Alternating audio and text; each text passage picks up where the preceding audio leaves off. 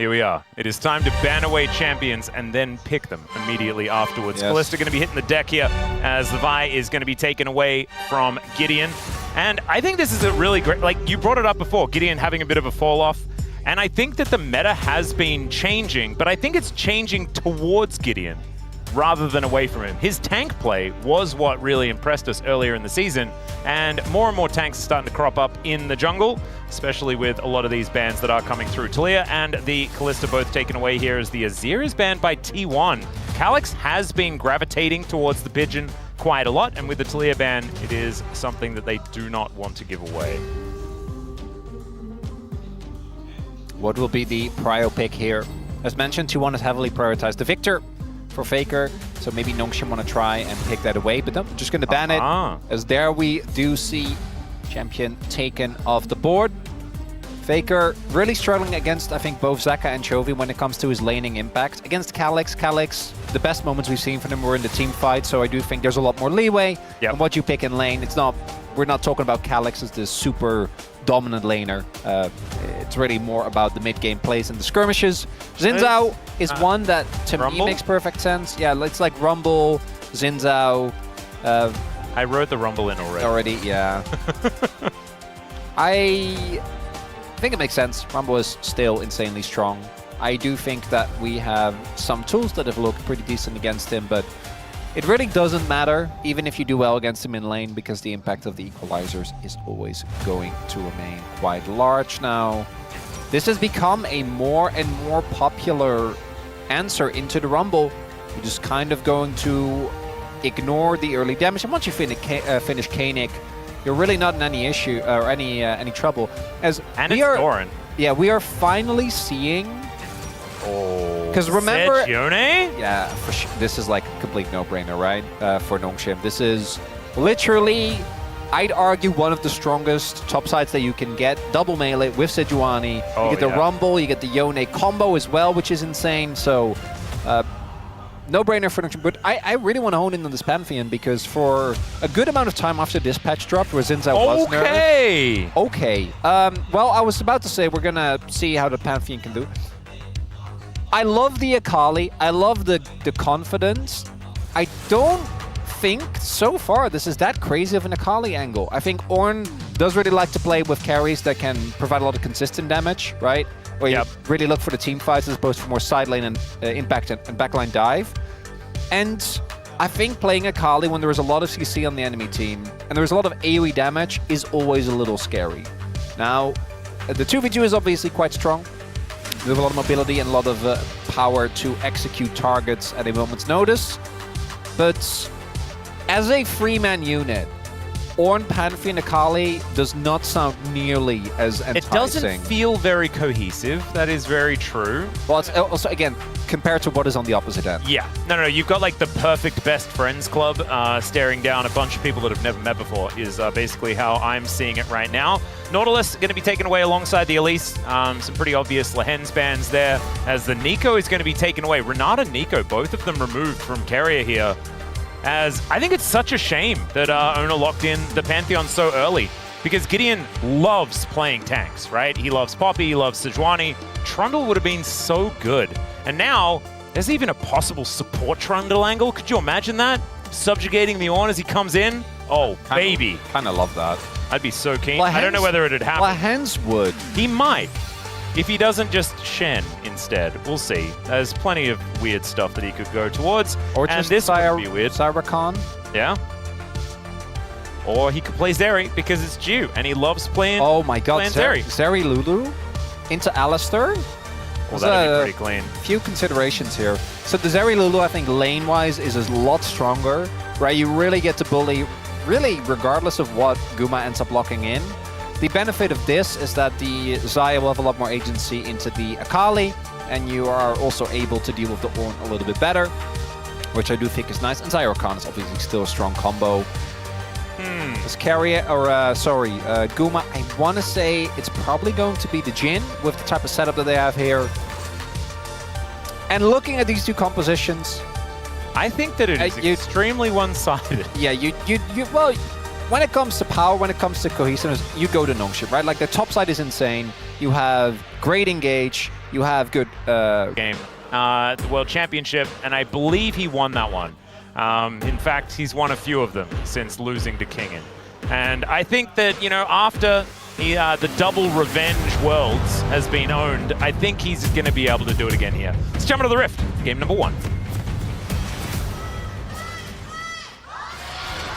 시간사의 협곡에 오신 것을 환영합니다. All right, I think that is enough of my explanation as to why I think T1's going to win, because I actually don't think they will in this game. I think that this draft is too good for Nongshim. Have to bring it down to earth once more, Chronicler. Because I think these players are really good, and this draft edge is absurd. Oh my god. Okay, they just walk past one another. That's a bit cute. Yeah, so Lands, I think, tried to sneak it. Oh no, he's been baited. Will get knocked up, has to flash. Double flashes to follow Permafrost! There's first blood going over to Jiu. And I hadn't factored that in when I said that I thought the draft looked good. I'm a bit confused as to why this happened. It's called Lehen's Voodoo. Hence mind control. Yeah, absolutely. Classic. We have seen this many a time before. It's like, oh no, I'm caught. No. Oh, I'm out of position again, guys. And oftentimes, this is why it's so genius. Oftentimes, he is straight up just caught. But then there's those couple of times that can really ruin the game for you. Well, that's a rough start for T1. Kill going over to the Xayah. Gonna start with a very early dagger. And be feeling very good about that one. If you are Geo, I don't know what the experience situation is. Doesn't look very good for them right now, but obviously they would have to give up full control of the wave. So we'll see how that stands when the crash actually comes through. It's also not the end of the world. Early kill was nice, but not going to be game deciding. But I'm just wondering what the communication was, because their read must be that no one else was there. Because the level 1 obviously is never going to be favored for them, right? Because you're playing into Sejuani with a good amount of melees on the top side, and that's just not really something that you can realistically deal with. As we do see now level 2 hit here, as they have not. I think they missed, like, based on the experience, like maybe 1 minion. Yeah, they did. And Lehen's actually, even without, you know, the support item, picked up a couple of them that he knew that G wasn't going to be able to get. So good guy Lehen's making sure that he gets the money at least. Goes to someone. Kinging up here, getting pushed in by the Oner, who's feeling fantastic. We expected this to be the case, given how not only good Doran is on the champion, but the matchup being pretty good into the Oner. As now Jiu going a bit aggressive here. Another grand entrance comes down as Gumayusi in a bit of trouble. 250 health as he walks away. But the Lovers duo certainly working out so far for Nongshim down in this bottom lane.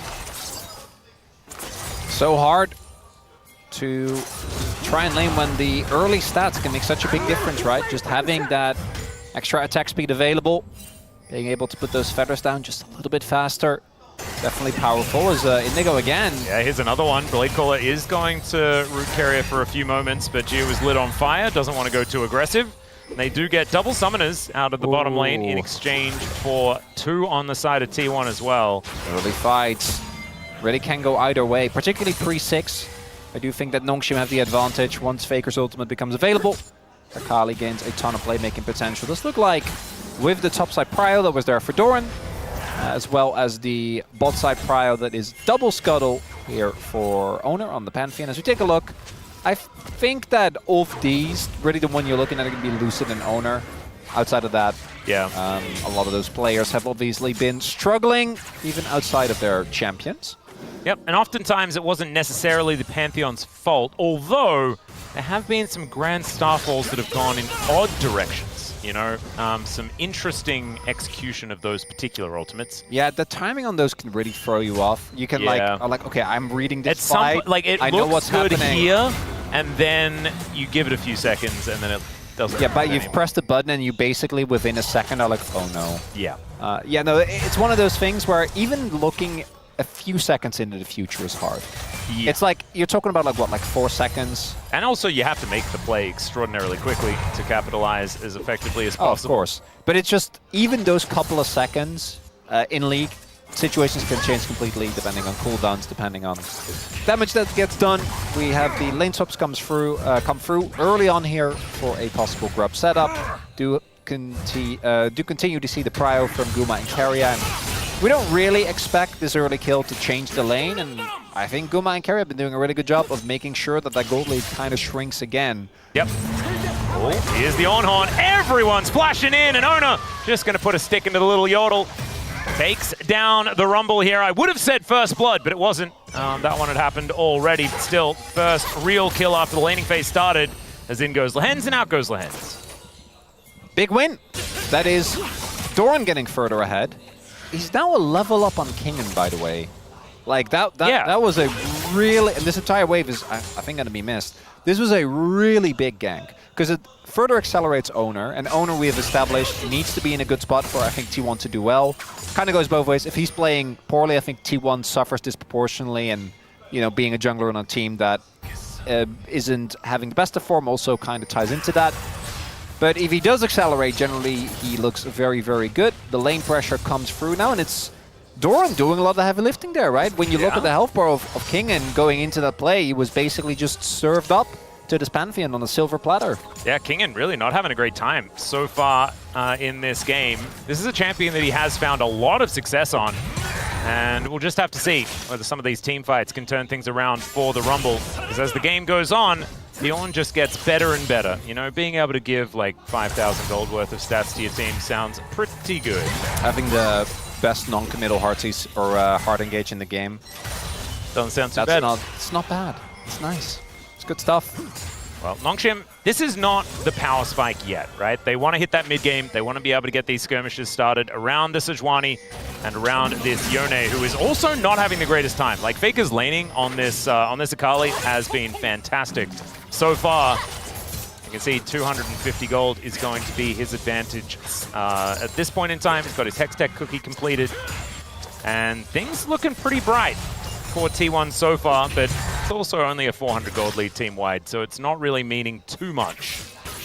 As Gideon going to be moving over towards Calyx, seeing whether they can find a little bit of an angle, or whether maybe there's going to be a dragon looked at before that bottom side of the map, or bottom side of the jungle, sorry, is going to be taken here by Gideon. Looks like a shove there to ensure Calyx can get it back in. Going to be having a decent amount of gold here, only sitting on a Vamp Scepter for now, so we'll see. The one-item spike for Nongshim is obviously amazing. And when it comes to Oner, Faker, and Guma, it's kind of similar, right? Like, that is one of the interesting things when evaluating these compositions. -1, by the way. Oh. That's fine. Yeah, Doran was doing so well, and now he's behind. Relative to cannons. The amount of cannons, exactly. Which very some would argue is the most important stat in League of Legends. Oh, that's right. W used. Yeah, Gideon looking for the angle here, and he should be able to find it. There's the permafrost, there's the ulti, and holding people in place is something that Sejuani is pretty good at. No flash available. The equalizer was probably unnecessary, but it looked very, very cool. And so that is going to be the return kill, some revenge here for Kingen. I think the read there from Nongshim was that if we don't use the equalizer, Kingen can TP. Oh my god! He's flashing for it. They find the knockup on a Keria as well. As he cleanses, he's just ignoring Oner, who will be able to protect his cow. And there's the deadly flourish to stop Lehens from going any further forward. That is 3 summoner spells, though, invested by Nongshim just to push them away. And so maybe Nongshim coming off a little worse for wear. Definitely not worth, but it does echo what Lehens said about playing with Vital and Geo respectively. And I quote, Vital's a bit more stable, Geo is a lot more aggressive. And I think we saw that right there.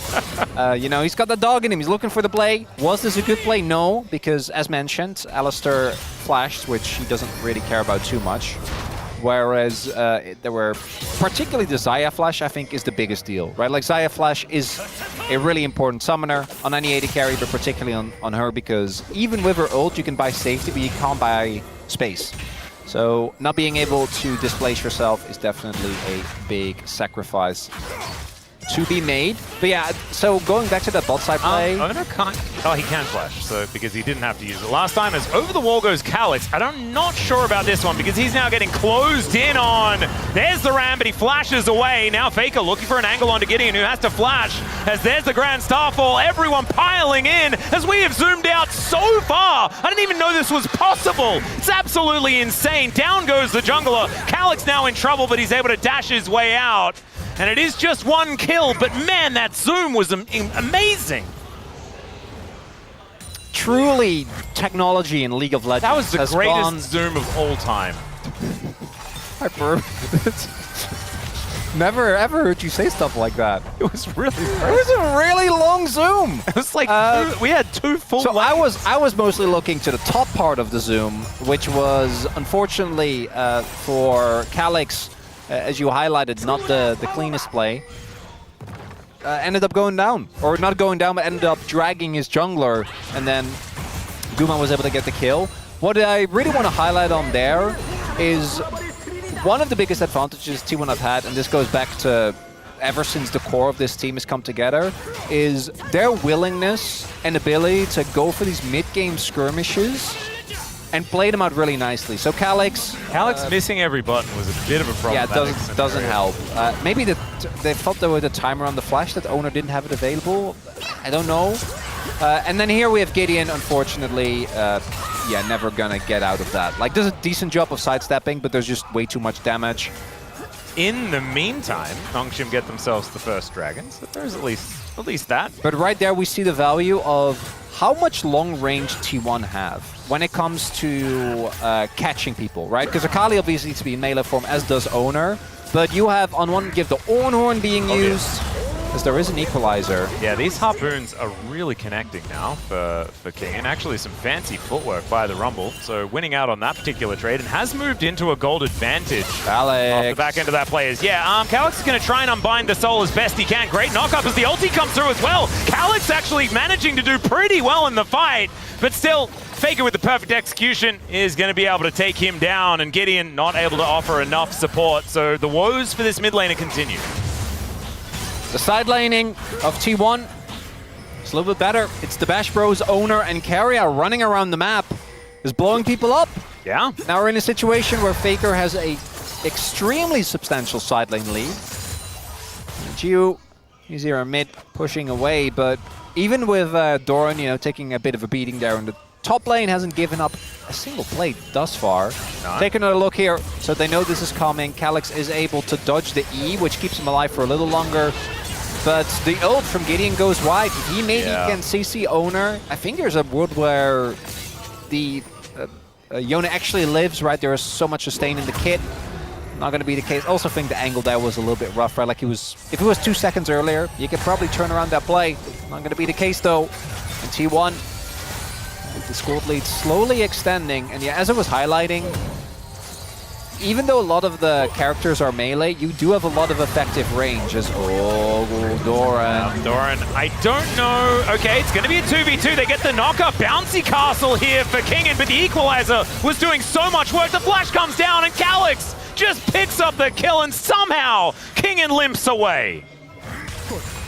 Jokes about Orn aside, the damage isn't quite there. I guess he's only been training the tank part, not the mage and warlock. They did nerf the mage, warlock, assassin, fighter, warrior. Yeah, they have. They really have, many times. So I don't want to put this on Doran. I think it's more of a champion issue. He only has Kanik Rooker, right? But what we did see there is that thanks to the timely arrival of Calyx, good TP there, ends up turning the fight around. That is a big shutdown going over. The world's shortest teleport here by Kingen, as he just wanted to try and put the pressure onto Faker. I'm not entirely sure. I was a bit perplexed by that one, but that is still absolutely fine. Calyx going to be going back to his soul, and I think one thing that you alluded to just before is the lack of damage. We're talking about, you know, Pantheon and the Orn here. If Faker isn't able to just have some of the best Akali teamfights that we've ever seen, the lack of damage is going to be a real problem here for this composition as they get later into the game. So T1, unless they start that snowball rolling, Gumayusi gets way too big to handle. it's going to become more and more of a problem. So one of the things that T1 can do, and that's why I think they're going to play towards if these mid-game skirmishes start to go kind of awry, is just play for side. Because your ability to collapse on side, I think, is way better. Yeah. In a front-to-back team fight, even with Oner, which sounds kind of weird, but I do think you're going to struggle because you're playing into Rakan, you're playing into Zaya, you're playing into Sejuani and Rumble, right? There's so much team fighting power there. But Akali, I don't think will be matched by anyone inside. Like, neither Calyx nor King should be able to deal with him. And then you can very easily support with either the Jhin ult, with Pantheon ulting in, or even Doran can slow down, try and look for an engage as well. Nongshim, though, I think, as they should, continuously playing aggressive, continuously looking, in this first game dead even. And I want to remind everyone of the stakes. This game is a big deal. Atlas and I haven't gone off topic in 15 minutes. Yeah, we've been seriously talking about this game. It's kind of crazy. That says it all.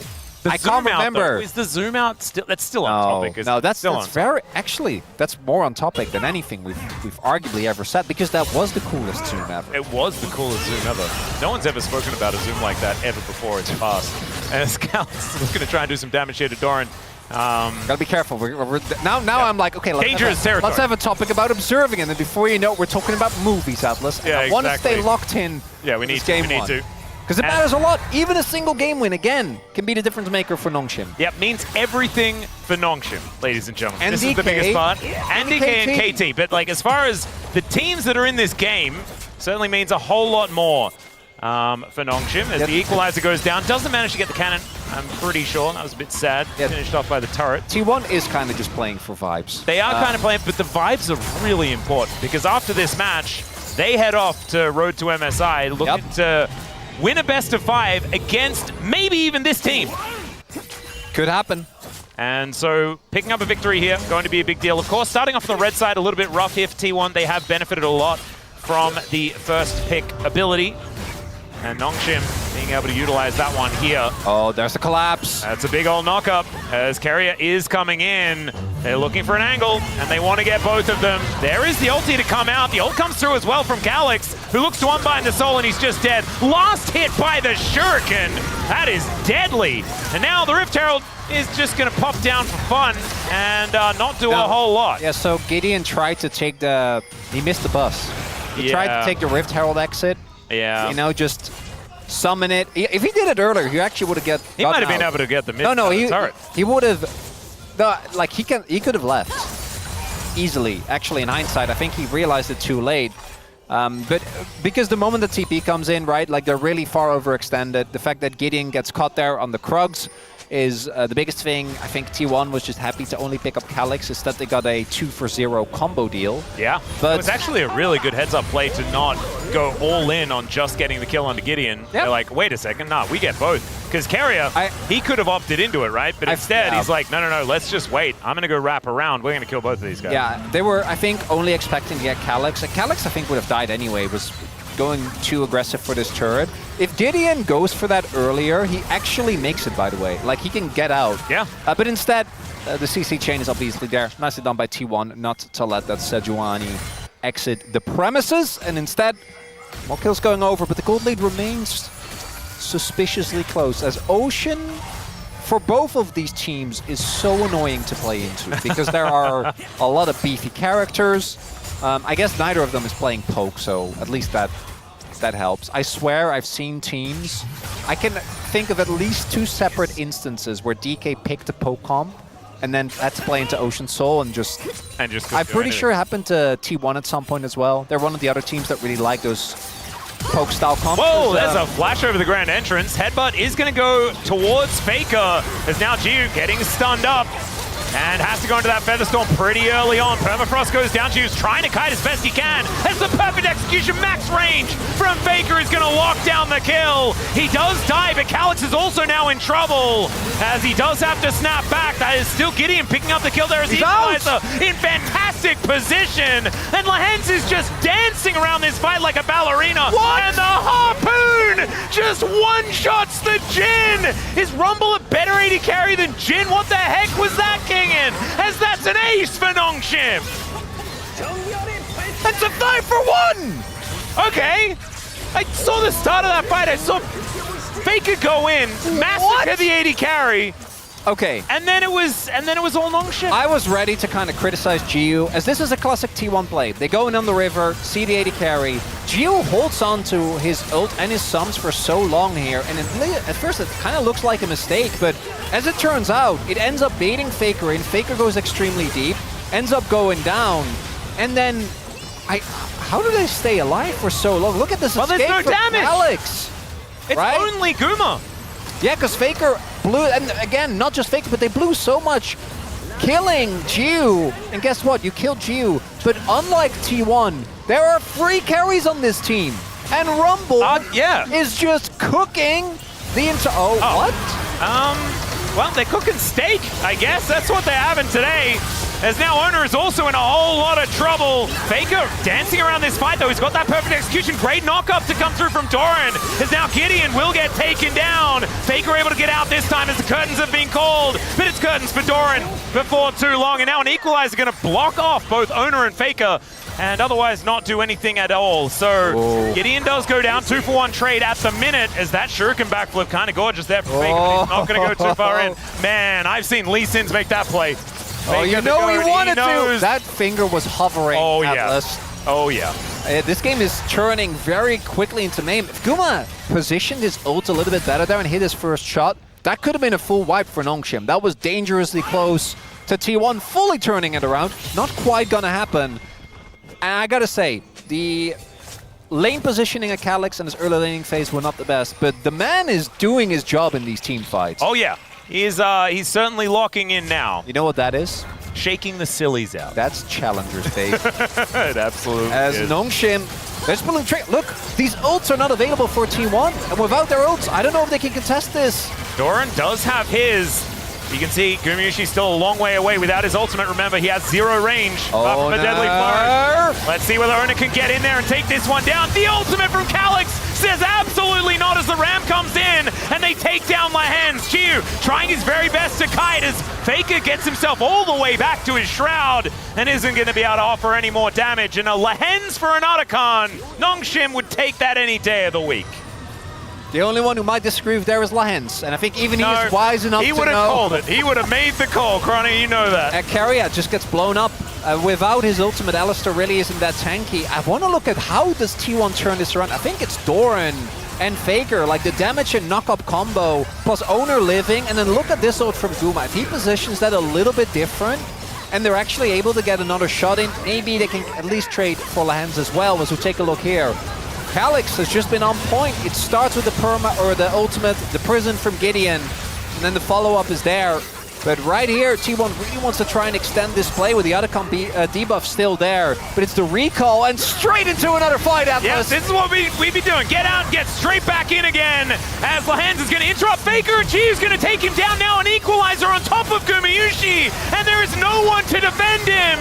Down goes both of the damage dealers. T1 have no way out. They are just cooked. This dragon is now going to be taken. That is a clean ace, an objective steal, and whatever the heck else Nongshim want to get.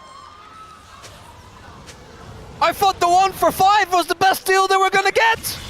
There's always a better deal, Chronicler. I learned that from Danny DeVito and Matilda back in the day. And really what we're learning here again is that challengers reign supreme, because both Lahens and Jiu are looking sharp here, as T1 really want to deny this trade. Faker does nothing in this fight, and Guma, he doesn't die immediately, but he still doesn't do any damage. And this is what we said with this draft. This is what we were worried about. Yeah. And as we can see, as soon as Faker doesn't do heaps of damage, or Guma doesn't get to set up for an ult and kind of work on the outskirts of these fights, the fights just aren't playable. And now Otacon is there for Nongshim, so any fight will get even more snowbally. And there have been games where I think people kind of hone in on the draft for T1, and I'm like, I don't know, I think it's mostly gameplay. A lot of the Humble Life games kind of went that way. Yep. In this one, though, we had our reservations. And I think those reservations... I was ready for them to be like, oh, even though we've got this almost unplayable draft, we're going to show you that it's really good. This happens a lot. It happens a lot. The nameplates are powerful. But they're not powerful enough, and especially not now. We're seeing that last fight was the perfect example of exactly what we were talking about. And obviously, Nongshim is on blue side. I think the game at this point is fully in Nongshim's hands. We could see T1 get a crazy comeback, but I don't think it should happen. Particularly because Nongshim's comp is so good in the actual team fight, right? Often where you see teams kind of throw a lead is if their comps aren't good 5v5s.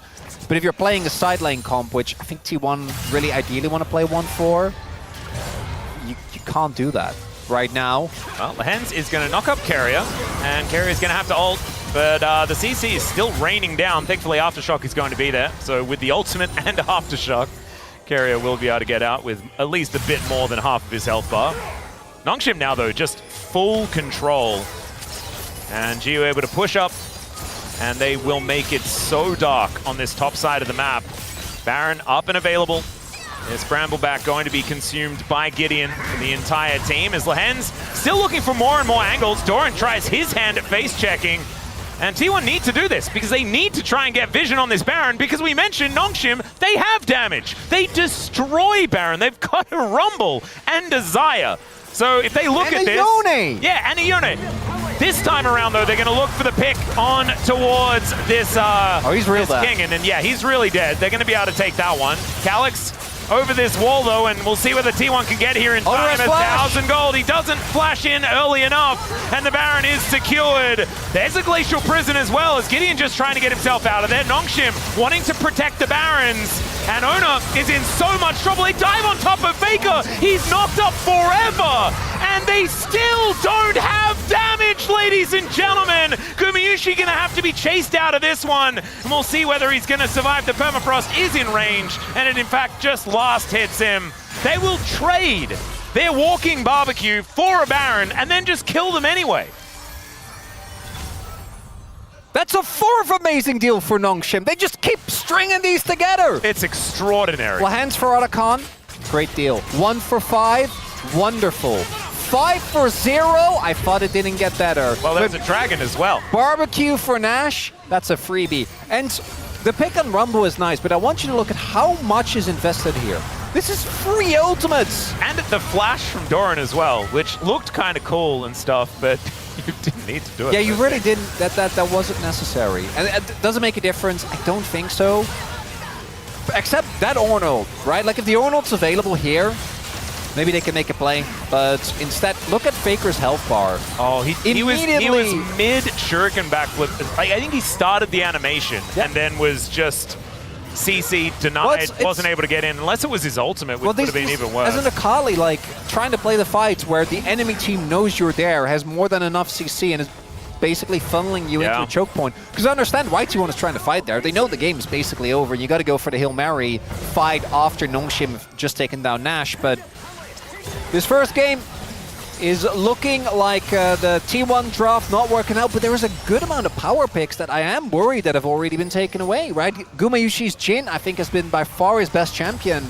That already off the table, and him not having the best performance on it, not a great sign. Yep. And also being able to pick Rakan in a game 1 and not having it get punished by things like Poppy and the Talia is kind of huge as well. So Lehens getting a lot of advantages out of that. Speaking of which, he goes in, doesn't quite find Guma, and he's likely going to get popped. Does try and battle dance his way out, and in fact he does. Into the backline goes Faker, but they just see him and destroy him. The ulti from Calyx as well collects the rest of them, and Nongshim are just playing with their food at this point. It's a triple kill for Jiu. They just need to wait for the conga line of minions, and the Noodle Boys will do it here in game 1 against T1. We're going to have to see some better champions picked from our third place team here in the LCK if they want to be able to reign supreme against Nongshim. And you best believe DK and KT are extremely nervous right now.